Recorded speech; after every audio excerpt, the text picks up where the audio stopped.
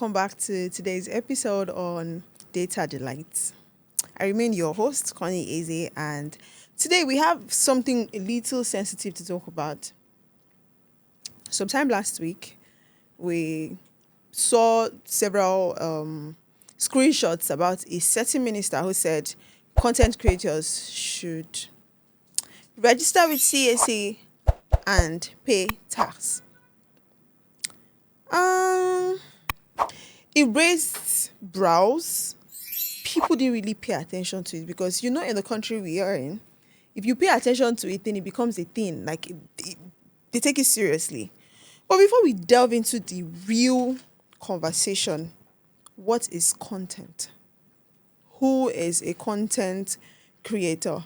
What is content item? Content item is a digital content that is delivered to audience. So if you don't have an audience, then it's not a content. It's not an item worthy to be called content. So it's vast. There are many ways to deliver content through video apps though, through blogs, through news. Most of the newsletters that we read, they are all content. Most of the music is content. There are many apps that can deliver content to you right now because, of course, we're actually in that social space where everything is done through the help of the internet. So, there are many ways to deliver content. It's not exclusive to any place. Emails, social media, guide, ebooks, video contents, webinars, case studies, white papers and press release. Of course, they are all content. There are 4 elements for good content. Relevance. Is it relevant? What you're talking about or whatever you're putting out to your audience, is it relevant to them? Is it something that can actually keep them? 2, is it intellectual? Is it something people can actually learn from? Just like Data Delight. Data Delight actually has, it's a 50-50, trending and informative. Like, it has to be trending and it has to be informative here on Data Delight. So it is a good content. Another component or another element of a good content is sensorial. Like, do people connect to it? I think good storytelling too is a sensorial means to convey content, like movies, storybooks and all. They are very good means to convey content. And then emotions. Is it emotional? Is it a means for people to connect with what you're saying as a creator? Now, who is a content creator? Let's come back to Nigeria. A content creator in Nigeria is someone whose job is to get facts together. Maybe in a particular niche because, of course, there are so many creators in Nigeria.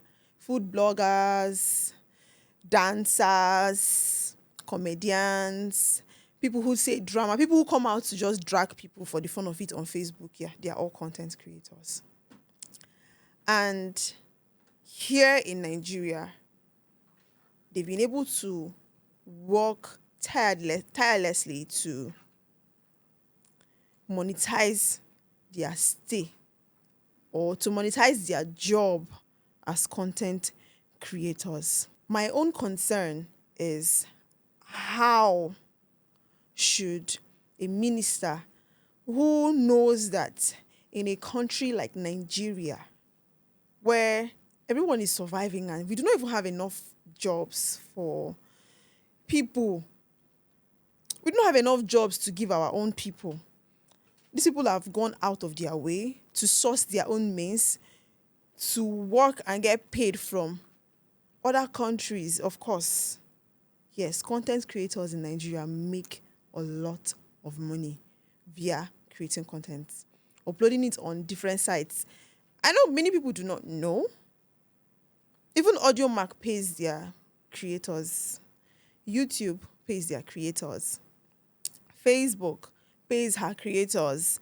In fact, basically most of the social apps right now monetize their creators and pays them. And trust me, the money in content, we are not even ready to talk about it because we've seen CNN say something about Jerry Eze as at last year that he was one of the biggest creators in the world, like religious creators on YouTube. After a certain man who is a Christian creator abroad, so he's ranked second after the man. Maybe because of his consistency, yes. So it takes a level of consistency for you to be able to earn so much from the internet.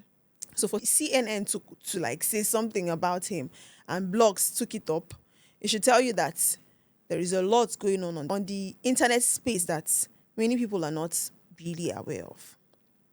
So at least I've told you something new today. And if you have flair for doing anything that you think people should know about, is it singing? Is it vlogging? You like to show a part of your life. You like to show your skills. I think you should look towards creating content and monetizing it. So back to the main topic. Why should a country that doesn't have enough provision for her people or for her citizens be hungry, so hungry that they are asking content creators to come out, register with CAC, and start paying tax? So if you have to call out content creators, trust me, you call out churches. Churches will pay tax. Radio stations, of course, they may be paying tax, but TV stations that have content on the internet space, they will pay tax. Yes. Film producers that use YouTube as their viewing platforms, we pay tax. Seriously, Nigeria is not even ready for all of, because even them that drop press release, they should also pay tax for it, because of course it's content. Do you not think so?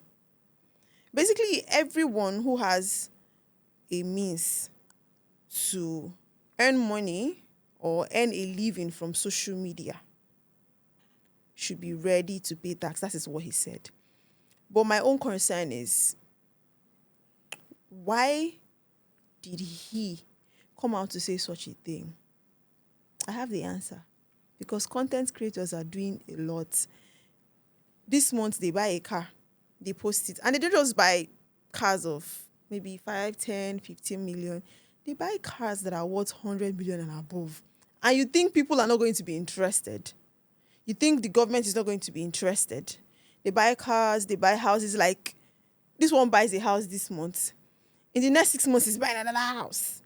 Am I a hater? No, I love it. I love the fact that they are able to look elsewhere to add value to themselves, to add a means of recognition or put their names in the sands of time through the social media.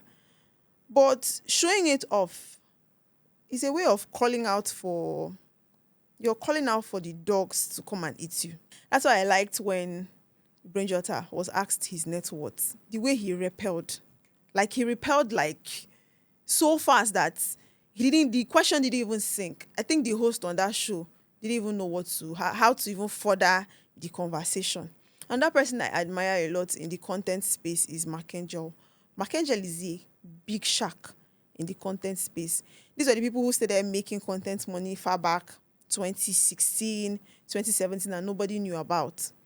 They kept doing their thing on a low, enjoying the content money on a low, and nobody knew about it till the new school, the Gen Zs of content, came in, and everybody will not rest for us again on social media.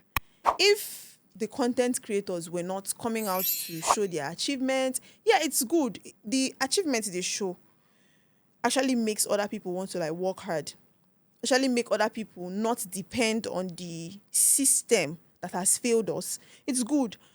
But if they were wise enough, a little wise enough to not show too much, I think the minister wouldn't have come out to ask that they start paying tax. But my question is, will they really pay tax? Why would you even ask someone who is not earning from you to pay tax to you? Because of course they pay tax abroad. So when the finances or the money is being converted to naira, they will not still pay tax. Is it even wise? It doesn't even sound like it's an ideal thing to even ask. Asking a person you're not empowering to empower the system doesn't sound. But I think this goes to every other young content creator out there. If it gets to the point where you have to be mandated to pay tax, I think your future is in your hand. You can still act like you're not doing. There are people who are actually making the content money and it doesn't even look like they are. They are doing their thing on a low and cashing out from it. So about content creation, it takes one thing, determination. Yes, you can wake up one morning and decide to be a content creator just as I am. But do you have the balls of consistency? I've done YouTube like 2 years and I've broken down 2 times. And I'm trying to warm up for a comeback. Do you have that zeal to stay consistent? Of course, you do not need to have a niche. As long as you are good with what you think you are doing, you might not be good enough. But as long as your intuition tells you that, see, this thing you're doing is okay, is good. Be open for criticism, of course. Yeah. I heard someone yesterday telling me that he started as a comedian. He would tell his friends, watch my comedy, watch my comedy. His friends would be telling him, yeah, it's good, it's very fine.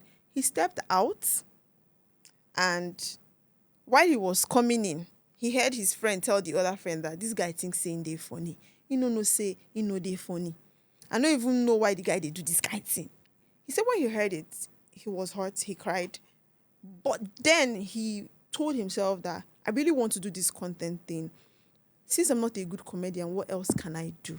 So be open for criticism. Be able to find, while you're at it, of course, you will find something that works for you or something that people love about you, and then you can pay more attention to it as a creator. One more thing. As a creator, are you ready to pay the price of buying data?